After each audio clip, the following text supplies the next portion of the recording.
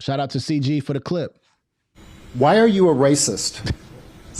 Mayor Johnson. Yeah. Wow. Please turn the mic on. Thank you. Real Chicagoans woke up this morning relieved that the Department of Justice is finally investigating your race hustle. As someone who grew up on the south side of Chicago, I've heard a lot of race hustlers in my life, trust me. But they were usually marching around outside of City Hall, which is what makes this so embarrassing and dangerous. Very, very dangerous to the city of Chicago. He called him a race hustler. Ooh. Oh, wow. Okay, we need the question. I'm more than happy to ask this question. It's long overdue. For over a year, real Chicagoans, white and black, have been telling me that your black power rhetoric is bringing the city backwards from a place that We need the question. had overcome. You want the question? Please. Real Chicagoans want to know, why are you a racist? Wow. Well, first of all, I reject the idea and the premise that somehow that's an actual legitimate question. You want that? I mean, you guys call Trump a racist, though. Like, I hate to stop it right here, but y'all call Trump a racist based on just a bunch of feelings and everything else. So he's asking you a question that normal people want to say in a conversation. He's a racist dictator. He's blah, blah, blah. No, he's asking you, why are you a racist? So why did you say what you said at that church, saying that you hired basically a bunch of black people? He's saying, well, why are you being racist?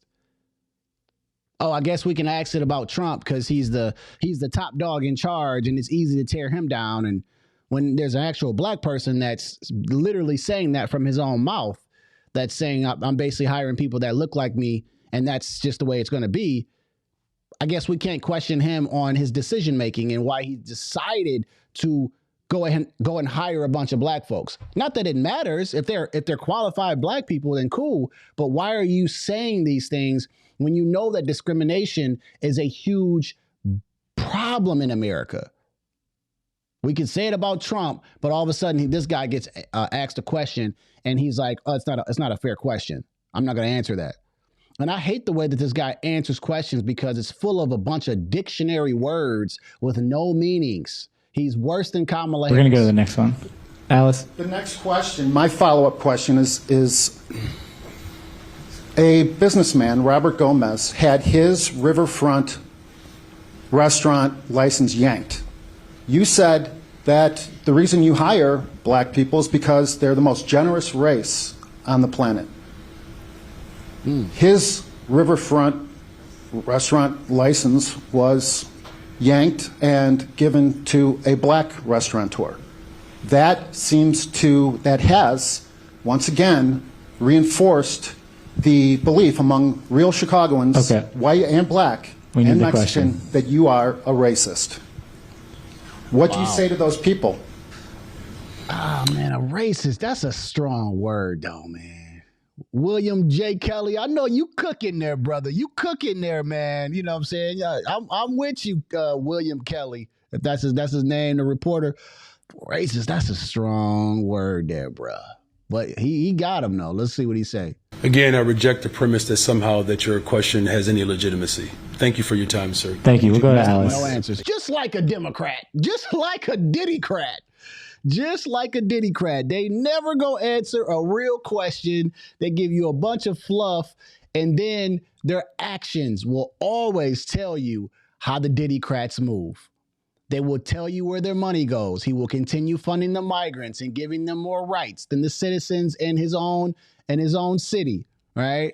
He will continue raising their property taxes, even though he said he wouldn't.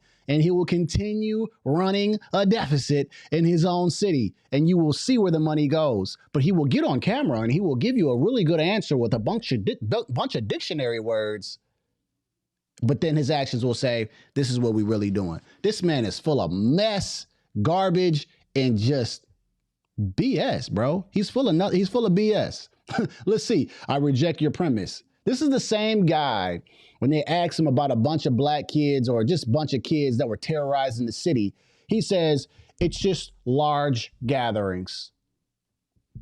They're terrorizing the city, beating people up, tourists. They were shooting people. He says, oh, they're just large gatherings. This guy needs a mental check. He was a teacher. Now he's a mayor of a city. Why? Because he was a black man? So you voted for the black man because this is what the black people wanted to do. And then he hired a bunch of black people that you may be thinking that's not qualified to run it. And so this ball continues. And then you wonder why everything in the city is falling apart. Oh man, hold on. I don't know what happened to my phone, but you wonder why everything's falling apart. So let's continue. Thank you. The number one employer of our people is our people. What I'm saying is, when you hire our people, we always look out for everybody else. We are the most generous people on the planet. The deputy mayor is a black woman. Department of Planning and Development is a black woman. Infrastructure deputy mayor is a black woman. Chief operations officer is a black man.